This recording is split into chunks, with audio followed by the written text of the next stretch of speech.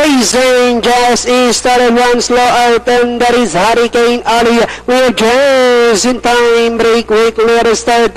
Eloquence in second. Ferrari 1 rushing up is a Perfectionist. Then comes Crusader, Madison, Dubai's Angel, while Hurricane Ali is the early trailer by about 20 lengths up the leader. And going along for the first turn with the fast is stepping just in time on its favorite position as the pace setter, enjoying a 6 lengths lead.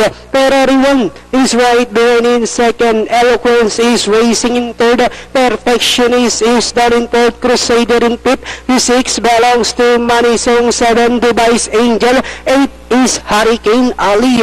Back to the leader just in time by about 5 lengths. Eloquence in second. Perfectionist comes next, moving it down on the inside now is Crusader. Then comes Ferrari 1, Manisong, Dubai's Angel, and a long way back to Hurricane Ali, who's still racing in last 400 meters of the race.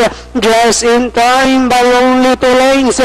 Moving up is Eloquence. Then next online now is Perfectionist. Crusader as they swing for home.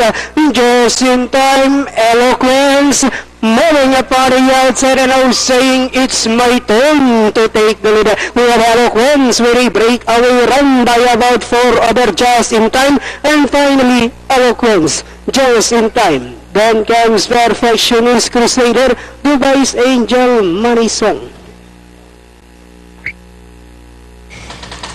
Numero 6, Eloquence, ang siyang unofficial winner natin dito sa race number 1. Segundo, numero 3, Just in Time. Third was Perfectionist, Crusader.